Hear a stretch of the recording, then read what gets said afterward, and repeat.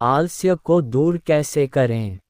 मैं इस बारे में बात करने जा रहा हूं कि अभ्यास करते समय हम जिन कठिनाइयों का सामना करते हैं, उनमें से कुछ को कैसे दूर किया जाए, कैसे किसी की आनंदमय दृढ़ता को बढ़ाया जाए। तो अनुमान लगाए कि यह किस बारे में है। यह आलस्य के बारे में है। यह अभ्यास के साथ जुड़ने और आलस्य जैसी बाधाओं के आगे न झुकने के बारे में है। आलस्य के 3 प्रकार बताए गए हैं। ऐसा नहीं है कि आपको इसके बारे में कुछ भी पता होगा, मुझे पूरा यकीन है। परिश्रम। परिश्रम ही कुंजी है। परिश्रम आनंदमय दृढ़ता है, 6 पूर्णताओं में से एक जो हम जो कुछ भी करते हैं उसके लिए बहुत महत्वपूर्ण है। इसे अन्य सभी 5 पूर्णताओं का इंजन कहा जाता है, वह इंजन जो सब कुछ काम करता है। इसकी तुलना वास्तव में हवा से की जाती है। हवा के बिना कुछ भी नहीं चलता। हवा के बिना कुछ भी नहीं चलता। हम आंतरिक हवाओं के बारे में बात करते हैं, और यदि वे हवाएं नहीं चलती हैं तो हमें सभी प्रकार की शारीरिक कठिनाइयां होती हैं। जब आपकी आंतरिक हवाएं नहीं चलती हैं तो सभी प्रकार के शारीरिक असंतुलन होते हैं। जब हम आंतरिक हवाओं के बारे में बात करते हैं, तो हम हवा पर उठने वाले मन के बारे में बात करते हैं। इसलिए यदि हवाएं संतुलित नहीं हैं तो हमारा मन अस्थिर रहेगा, हमारा मन अस्थिर रहेगा। इसलिए संतुलित तरीके से हवा का होना चीज़ों को पूरा करने, चीज़ों को घटित करने के लिए बहुत महत्वपूर्ण है। और यह परिश्रम और आनंदमय दृढ़ता और लगन के साथ ऐसा ही है। उस हवा, उस ऊर्जा, उस उछाल, उस इंजन के बिना जो चीज़ों को आगे बढ़ाता है, हम बहुत कुछ हासिल नहीं कर पाएंगे। इसलिए ये केवल उस नीरस शब्द परिश्रम से कहीं अधिक है। ये केवल इतना ही नहीं है कि ओ हाँ हमें कड़ी मेहनत करनी है, हमें कड़ी मेहनत करनी है। परिश्रम के बिना कुछ भी सकारात्मक हासिल नहीं होगा। जब हम अभ्यास में संलग्न होते हैं तो हम योग्यता और ज्ञान के 2 संचयों के संदर्भ में सकारात्मक गुणों को विकसित करने और नकारात्मक पहलुओं पर काबू पाने की कोशिश कर रहे होते हैं। परिश्रम इस तरह काम करता है, ये हमें शक्ति देता है, ये हमें वह इंजन देता है। हमारे लिए कुछ भी हासिल करने के लिए यह पूरी तरह से आवश्यक है, जैसे कि एक केंद्रित मन की स्थिति जो वास्तव में संलग्न हो। आनंदमय दृढ़ता या परिश्रम एक भौतिक चीज नहीं है, यह एक मन की स्थिति है। यह मन की एक ऐसी अवस्था है जो सद्गुणों में आनंद लेती है, मन की एक ऐसी अवस्था जो वास्तव में खुशी से सकारात्मक गतिविधि में संलग्न होती है, यही परिश्रम है। यह मन की एक ऐसी अवस्था है जो खुशी से अन्य 5 पूर्णताएं जैसे उदारता, धैर्य, सही आचरण, ध्यान, ज्ञान की सकारात्मक गतिविधि में संलग्न होती है। परिश्रम वह इंजन है जो उन्हें आगे बढ़ाता है। ये वह हवा है जो उन्हें विकसित करती है। मन की वह अवस्था जो सद्गुणों में आनंद लेती है, उदासीन अवस्था नहीं है। जिस तरह से इसे पूर्णता के संदर्भ में वर्णित किया गया है, बौद्ध शब्दों में यह मन की एक ऐसी अवस्था है जो सद्गुणों में संलग्न होती है और सद्गुणों में आनंद लेती है, न कि मन की एक ऐसी अवस्था जो असद्गुणों में आनंद लेती है। इसीलिए इसे आनंदमय दृढ़ता कहा जाता है, आनंद की भावना और आनंद के साथ दृढ़ रहना। यही परिश्रम है। इसलिए मन का ये दृष्टिकोण वह है जिसे हमें अपने अभ्यास और अपने आध्यात्मिक पथ पर हर चीज़ के संबंध में विकसित करने की आवश्यकता है। जब हम उन चीज़ों को देखते हैं जो परिश्रम को होने से रोकती हैं, तो परिश्रम का विपरीत यह आलस्य है। आलस्य इसके लिए सामान्य शब्द है। मुझे नहीं लगता कि इससे बेहतर कोई शब्द है। कुछ भी जो इससे अधिक सकारात्मक लग सकता है। यह आलस्य है। आलस्य के 3 प्रकार हैं और परिश्रम के लिए 4 अनुकूल परिस्थितियां हैं। सबसे पहले हमें उन परिस्थितियों को पहचानने में सक्षम होना चाहिए जो हमें वह करने से रोकती हैं जो हम करने की कोशिश कर रहे हैं। ऐसा क्यों है कि हम अपने सभी जागने के घंटों में दिन के 24 घंटे मेहनती और आनंदपूर्वक अभ्यास नहीं कर रहे हैं जबकि हम वास्तव में यही करना चाहते हैं? हम इस पूरे विचार से पूरी तरह सहमत हैं, लेकिन किसी तरह ऐसा लगता है जैसे कुछ हमें रोक रहा है, और ये आलस्य के ये 3 प्रकार हैं। उन्हें आलस्य का आलस्य, अस्वास्थ्यकर गतिविधि या नकारात्मक आदतों की ओर झुकाव का आलस्य, और पराजयवाद का आलस्य, खुद को नीचा दिखाना। आइए सबसे पहले आलस्य के प्रतिकारक को देखें। हम सभी को आराम करने, अपने पैरों को आराम देने और आराम करने के लिए समय की आवश्यकता होती है क्योंकि सभी का जीवन बहुत व्यस्त होता है। यदि आपको लगता है कि आप कुछ समय के लिए बाहर नहीं निकल पा रहे हैं तो आप अपनी बैटरी को रिचार्ज नहीं कर पाएंगे और अपनी जिम्मेदारियों को पूरा नहीं कर पाएंगे। लेकिन आलस्य का आलस्य केवल आराम करने से कहीं अधिक है। आलस्य का आलस्य तब होता है जब हम लगातार चीज़ों को टालते रहते हैं और हमें पता होता है कि हम चीज़ों को टाल रहे हैं। वह मन्याना रवैया, मैं ये करूँगा लेकिन अभी नहीं, शायद बाद में, शायद अगले सप्ताह, शायद अगले साल, या जब मैं अपनी नौकरी से सेवानिवृत्त हो जाऊँगा, या जब बच्चे बड़े हो जाएंगे। हमारे बहाने चाहे जो भी हों, हमारे पास हमेशा चीज़ों को टालने का कोई न कोई कारण होता है। और आलस्य का प्रतिकारक है नश्वरता पर चिंतन करना, ये याद रखना कि हम नहीं जानते कि हम कब तक जीवित रहेंगे। हम उन गतिविधियों की योजना बनाते रहते हैं जो हमें लगता है कि अभी बहुत महत्वपूर्ण है, लेकिन जब हमारे शरीर को छोड़ने का समय आता है तो हमें उन्हें छोड़ना पड़ता है। ऐसा कुछ भी नहीं है जिसे हम अपने साथ ले जा सकें, एक भी चीज़ नहीं। हम जो कुछ भी स्थापित करते हैं, जो कुछ भी हमें लगता है कि अब बहुत महत्वपूर्ण है, सभी भौतिक चीज़ें, दोस्ती, लोगों के साथ हमारे संबंध, ये सब अस्थायी है। इसलिए याद रखें कि चाहे ये चीज़ें हमें कितनी भी महत्वपूर्ण क्यों न लगें, हमें इस बात से अवगत होना चाहिए कि अपनी आध्यात्मिक साधना की उपेक्षा करना एक बड़ी कीमत है, क्योंकि जब मृत्यु आएगी तो हम तैयार नहीं होंगे। एक छवि जिस पर हमें विचार करना चाहिए वह है घात लगाए यात्री। तिब्बत के पहाड़ों में आपके पास बहुत सारे लुटेरे थे और आपके पास केवल एक छोटा सा संकरा रास्ता था जिससे आप यात्रा कर सकते थे, और यदि वह रास्ता अवरुद्ध हो जाता है तो आपके पास जाने के लिए कोई जगह नहीं होती। आपका सामना इन राजमार्ग लुटेरों से होता है जो यात्रियों को मार देते हैं। इसलिए हम पहचानते हैं कि उसी तरह से हमारा अपना रास्ता अंत में मृत्यु के देवता द्वारा अवरुद्ध कर दिया जाता है।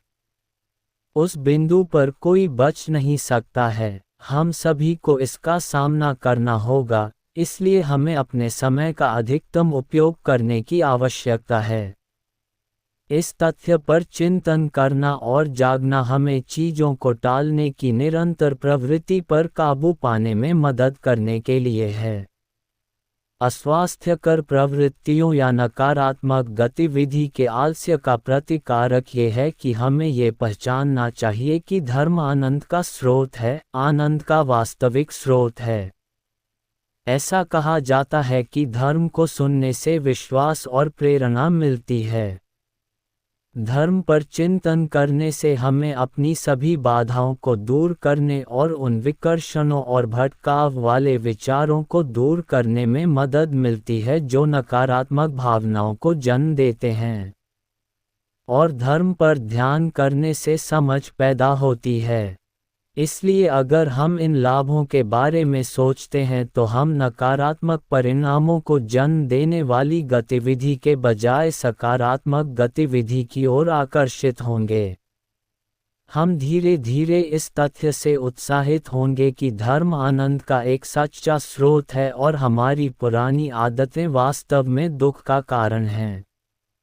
अगला पराजयवाद का प्रतिकारक है। पराजयवाद वह रवैया है जहां हम सोचते हैं, मैं वास्तव में ये करने में सक्षम नहीं हूँ, मेरे पास ताकत नहीं है, मेरी आदतें बहुत मजबूत हैं, यह मेरे बचपन के कारण है, मैंने जो विभिन्न दुख झेले हैं उनके कारण है।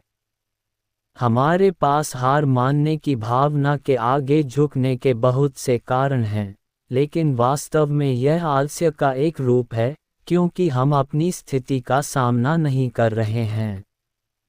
इसके बजाय हम खुद पर तरस खा रहे हैं। हमें सोचना चाहिए कि हर कोई सक्षम है। अगर हम वास्तव में बौद्ध शिक्षाओं पर विश्वास करते हैं, तो बुद्ध ने कहा कि हर किसी में बुद्ध प्रकृति होती है। सबसे छोटा जानवर, सबसे छोटा कीट बुद्ध प्रकृति है, इसमें ये क्षमता है। इसलिए हम सभी सक्षम हैं। अगर हम खुद को सही तरीके से लागू करते हैं तो हम जो भी मन में ठान लेते हैं उसे हासिल कर सकते हैं।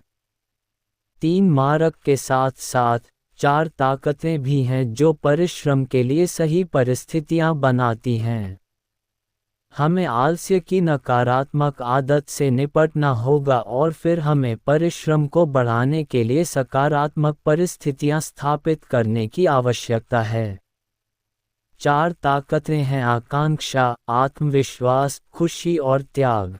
आकांक्षा किसी चीज़ में वास्तविक रुचि है। जब हम धर्म के बारे में सीखते हैं और धर्म के लाभों को पहचानते हैं, तो हम इतने प्रेरित और इच्छुक महसूस करते हैं कि हम और अधिक सीखना चाहते हैं और अधिक करना चाहते हैं।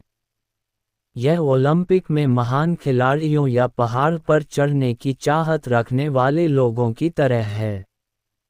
वे इतने उत्साहित होते हैं कि वे किसी चीज़ में सर्वश्रेष्ठ बनना चाहते हैं। उन्हें इसकी परवाह नहीं होती कि वे खुद को किस स्थिति में डाल रहे हैं, क्योंकि उनके अंदर कुछ हासिल करने की प्रबल इच्छा या आकांक्षा होती है और वे उसमें बहुत प्रसन्न होते हैं।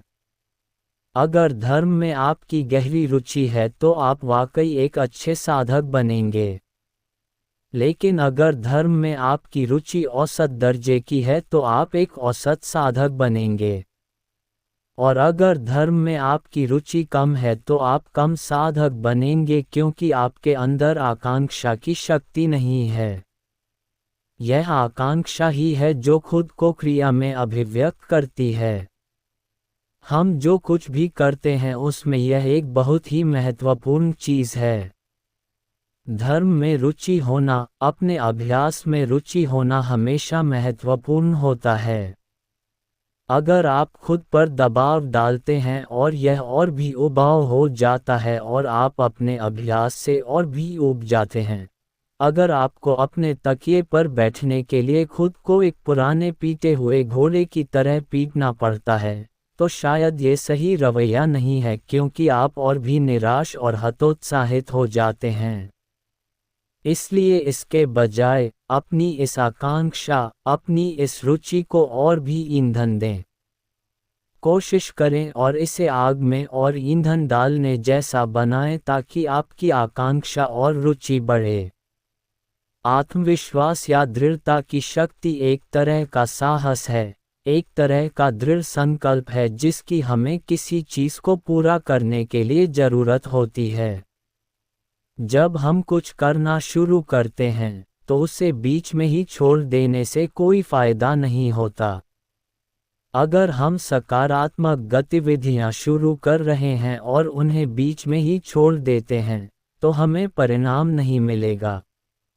ये पहाड़ चढ़ने के उदाहरण जैसा है। अगर आप बीच में ही छोड़ देते हैं क्योंकि आपको लगता है कि आप यह नहीं कर सकते, तो आप इसे नहीं कर पाएंगे। हमें वास्तव में आत्मविश्वास विकसित करने की ज़रूरत है। पराजयवाद का यह आलस्य एक आदत बनाता है। जब हम ऐसा सोचना शुरू करते हैं और हम इसके आगे झुक जाते हैं, तो हम इसे बार बार करते हैं। हम असफल होने की प्रवृत्ति बनाते हैं, हम और अधिक हतोत्साहित हो जाते हैं, हम अपने बारे में बुरा महसूस करते हैं। हमें 3 क्षेत्रों में इस आत्मविश्वास को विकसित करना चाहिए: कार्य के संदर्भ में आत्मविश्वास, अपनी क्षमता के संदर्भ में आत्मविश्वास, और बाधाओं या उत्पन्न होने वाली नकारात्मक भावनाओं से निपटने के संदर्भ में आत्मविश्वास। इसलिए जब हम किसी चीज़ पर अपना मन लगाते हैं, तो हमें ये तय करने की ज़रूरत होती है कि हम इसे करने जा रहे हैं। हमें खुद से यह कहने की ज़रूरत है कि हम हार नहीं मानेंगे, और हम नकारात्मक भावनाओं के आगे नहीं झुकेंगे। हम बदल सकते हैं, हम नकारात्मकता को छोड़ सकते हैं, हम बेहतर के लिए बदल सकते हैं। कार्य या कार्य के संदर्भ में आत्मविश्वास का एक उदाहरण होगा यदि आप कहते हैं कि मैं प्रतिदिन 1 घंटे के लिए नियमित रूप से ध्यान का अभ्यास करने जा रहा हूं, या सप्ताह में 1 दिन या महीने में 1 दिन एकांतवास करूंगा। जिस प्रकार के साहस और दृढ़ संकल्प की हमें आवश्यकता है वह बोधिसत्व का साहस है। बोधिसत्व सूर्य की तरह हतोत्साहित नहीं होता है। यदि पर्वत अपनी छाया डालते हैं या कुछ ऐसे स्थान हैं जहां सूर्य चमक नहीं सकता है, सूर्य हतोत्साहित नहीं होता है। ये बस अपने सामने जो कुछ भी है उस पर चमकता है। बोधिसत्व का दृष्टिकोण सूर्य के समान है। एक बोधिसत्व की गतिविधि गैर निर्णयात्मक, निष्पक्ष होती है। जो भी लाभान्वित होने में सक्षम है उससे संबंधित होती है।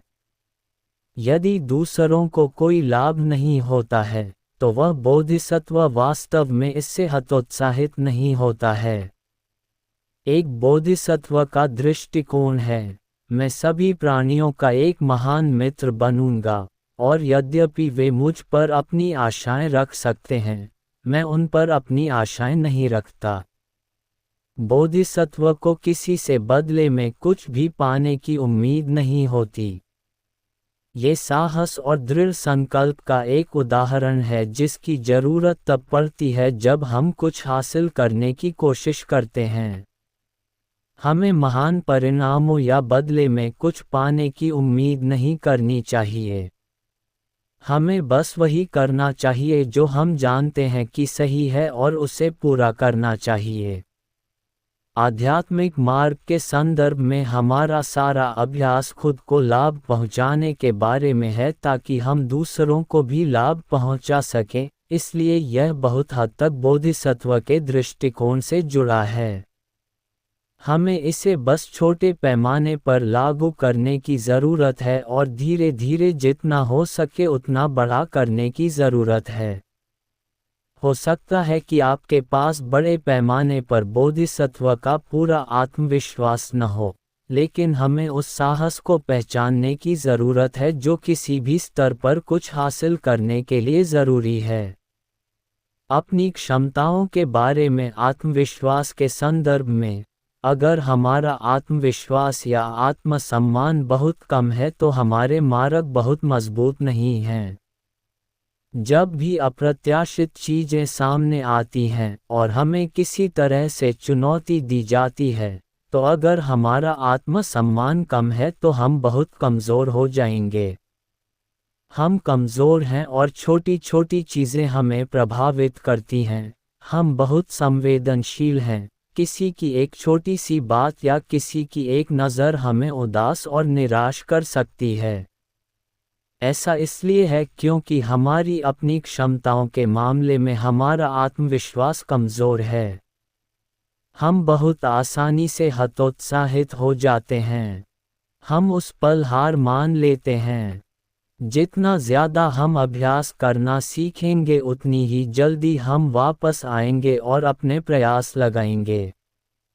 अगर हमारे पास यह आत्मविश्वास नहीं है तो इसका मतलब है कि हम आसानी से नकारात्मक भावनाओं के आगे झुक जाते हैं और अपने प्रयास छोड़ देते हैं और इसलिए फिर से हमें कोई परिणाम नहीं मिलता, हम अपनी ज़मीन पर खड़े नहीं हो पाते, इसलिए हम आसानी से हार जाते हैं। इसलिए हमें वज्र गर्व की भावना विकसित करने के लिए प्रोत्साहित किया जाता है, साधारण गर्व नहीं, ये सोचना कि मैं बहुत महान हूँ, बल्कि अपने मूल स्वभाव और अपनी मूल क्षमता में यह विश्वास। हम सभी में वह क्षमता है, इसलिए हम अभ्यास कर रहे हैं, हमारे पास वह क्षमता है, हमारे पास वह क्षमता है, हमारे पास वह मूल बुद्ध प्रकृति है, परिवर्तन की वह मूल क्षमता है। इसलिए एक स्वस्थ वज्र गर्व वह है जिसे बनाए रखने और विकसित करने के लिए हमें प्रोत्साहित किया जाता है। परिवर्तन करने की अपनी क्षमता में विश्वास, अपनी क्षमता में विश्वास, आत्म मूल्य की एक स्वस्थ भावना। ये सामान्य गर्व और अहंकार से बहुत अलग है, आत्मविश्वास की एक स्वस्थ भावना। नकारात्मक भावनाओं से संबंधित आत्मविश्वास के संदर्भ में इसका मतलब है कि जब हम चुनौतीपूर्ण परिस्थितियों में होते हैं तो भावनाएं वहां उभरने की संभावना होती है। जहां भी बहुत अधिक उत्तेजना होती है, वहां चीजें तेजी से होती हैं, तब हमारे लिए ठोकर खाना और खो जाना आसान होता है। ये नकारात्मकताएं जागरूकता की कमी और जागरूकता की कमी के कारण उत्पन्न होती हैं। इसलिए हम इस मार्ग को विकसित करते हैं, हमें एक शेर की तरह होना चाहिए जिसे लोमड़ी नुकसान नहीं पहुंचा सकती। शेर एक बहुत शक्तिशाली जानवर है, जंगल का राजा, और लोमड़ी उसका मुकाबला नहीं कर सकती। हमें इस आत्मविश्वास को विकसित करने और विकसित करने का प्रयास करना चाहिए ताकि हमारा मन उन परिस्थितियों का सामना कर सके जब हम विशेष रूप से चुनौतीपूर्ण स्थिति में हों। जंगल के बीच में आपका कार्यस्थल या आपका परिवार हो सकता है, जहां भी आपको सबसे अधिक चुनौती मिलती है। आप पाएंगे कि यह आपके लिए सचेत रहने के लिए सबसे कठिन स्थान है। आपके लिए शांत रहना, चीजों पर नियंत्रण रखना सबसे कठिन स्थान है। यहीं पर आपको विशेष रूप से भावनाओं से निपटने की अपनी क्षमता के बारे में इस आत्मविश्वास को याद रखने की आवश्यकता है। इसलिए आपको इस आत्मविश्वास को बहुत तीव्रता और शक्ति के साथ विकसित करना होगा ताकि आप इस शेर की तरह बन सकें। आपका मन इतना मजबूत हो जाता है कि वह किसी भी खतरे से खुद को बचा सकता है। और यहाँ खतरा निश्चित रूप से नकारात्मक भावनाओं का है। खतरा बाहरी नहीं है, यह आंतरिक है। ये जंगल के उदाहरण की तरह है, पीछे से खतरा होगा, सामने से खतरा होगा, ऊपर से खतरा होगा, नीचे से खतरा होगा, यहाँ सांप होगा, वहाँ बिच्छू होगा, सभी प्रकार का खतरा होगा। अब अगर आप अपने कार्यस्थल पर हैं और आपको लगता है कि खतरे सभी बाहर हैं, ये लोग या वो लोग, वे सिर्फ उत्तेजना हैं।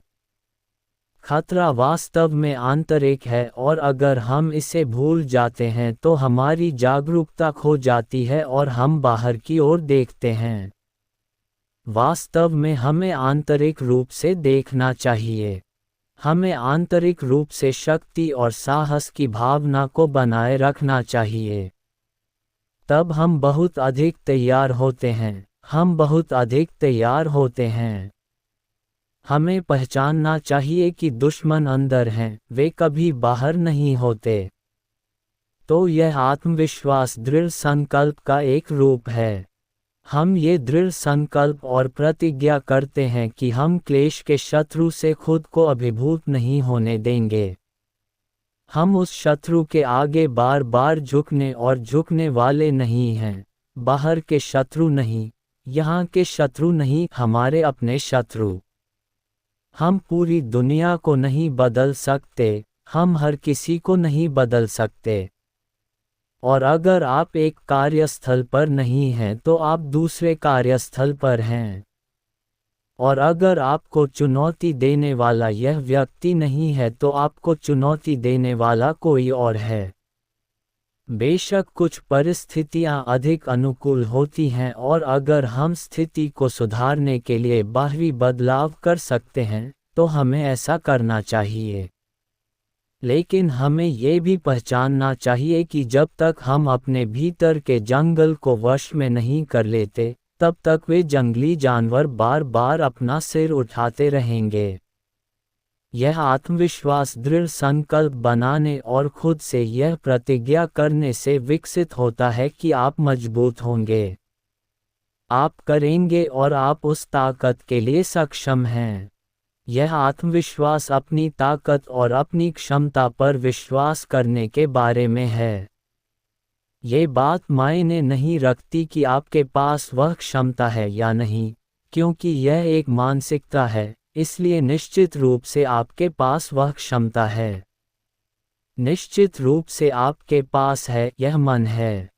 आनंद की शक्ति इस बात से संबंधित है कि हम जो कर रहे हैं उसमें हमें कैसे आनंद लेना चाहिए। आनंदित रहें, जो आप कर रहे हैं उसमें पल भर में रहें बिना किसी पुरस्कार की उम्मीद किए। हमारे अभ्यास और हमारे आध्यात्मिक मार्ग के संदर्भ में कोशिश करें कि बड़ी उम्मीदें न रखें और फिर बड़ी निराशा न हो। हमें स्थिर रहना चाहिए और बस आनंदित होना चाहिए कि हम अभ्यास कर रहे हैं और हम आध्यात्मिक मार्ग पर लगे हुए हैं।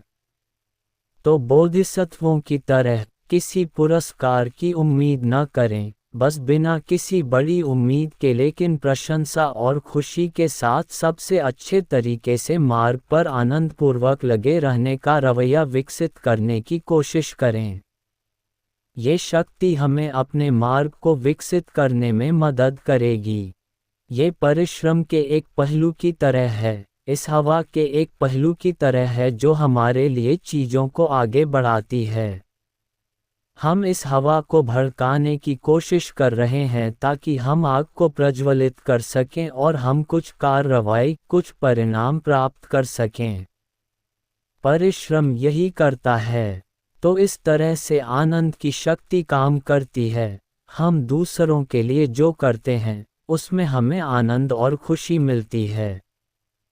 कभी कभी लोग सोचते हैं कि जब हम कुछ सकारात्मक करते हैं तो हमें आनंदित होने और आनंद महसूस करने की अनुमति नहीं है। मुझे लगता है कि यह वास्तव में गलत है। आप आनंदित हो सकते हैं, आपको अपनी सकारात्मक गतिविधि में आनंदित होना चाहिए। लोग इसे गर्व के रूप में देखते हैं। वे सोचते हैं, ओह, मुझे अपने बारे में या अपने कार्यों के बारे में सकारात्मक रूप से सोचने की अनुमति नहीं है। आपको आनंदित और खुश होना चाहिए कि आप सकारात्मक गतिविधि में संलग्न होने में सक्षम हैं, चाहे वह वास्तविक कार्य हो, अभ्यास हो, ध्यान हो या कोई भी अलग अलग चीज़ें हों जो आप औपचारिक सत्रों में या औपचारिक सत्रों के बाहर करते हैं। अंतिम बल त्याग का बल है। जब त्याग करने का सही समय हो तो त्याग करना सीखें। उदाहरण के लिए, यदि हम बहुत बीमार हैं या हमारे सामने कोई बड़ी बाधा है तो हो सकता है कि कभी कभी हमें कुछ समय के लिए चीज़ों को अलग रखना पड़े। तब हम हमेशा यह निश्चय कर सकते हैं कि हम बाद में भी जारी रखेंगे। हम पूरी तरह से हार नहीं मानेंगे, लेकिन हम ये पहचान रहे हैं कि वर्तमान स्थिति में बाद में फिर से शुरू करना बेहतर है। हमें जुनूनी होने की आवश्यकता नहीं है। हमें संतुलित होना चाहिए। त्याग भी एक ऐसा दृष्टिकोण है जिसमें हम कभी यह महसूस नहीं करते कि हमने पर्याप्त किया है। यदि हम कुछ पूरा करने में सफल हो जाते हैं तो हमें यह नहीं सोचना चाहिए, ठीक है, हमने ये कर लिया है। अब हम अपनी उपलब्धियों पर आराम कर सकते हैं और इसे आसान बना सकते हैं। यह आलस्य का आलस्य है। इसके बजाय हमें ये सोचना चाहिए, ठीक है, हमने वह कर लिया है और यह बहुत बढ़िया है, लेकिन निश्चित रूप से हमें और अधिक करने की आवश्यकता है क्योंकि हम जो कर रहे हैं वह बहुत कम है। हमें आगे बढ़ने और पहले से भी बेहतर करने का उत्साह होना चाहिए। इसका मतलब है त्याग करना, अपने पिछले कर्मों के परिणामों से न जुड़ना। तो मुझे उम्मीद है कि यह आपके लिए उपयोगी होगा। हम सभी के पास ऐसे समय होते हैं जब हम वास्तव में प्रेरित महसूस नहीं कर रहे होते हैं, वास्तव में उत्साही महसूस नहीं कर रहे होते हैं। इस तरह आपको अपनी आग को हवा देने की ज़रूरत है, अपने उत्साह को हवा देने की। इस तरह आप अधिक मेहनती बनते हैं। इस तरह आप अपने अभ्यास के मामले में खुद की मदद कर सकते हैं, बजाय इसके कि आप खुद को कोसें या बस हार मान लें और कुछ न करें। इस तरह हम अपने सांसारिक जीवन और आध्यात्मिक पथ दोनों में जो कुछ भी करते हैं, उसमें प्रगति कर सकते हैं।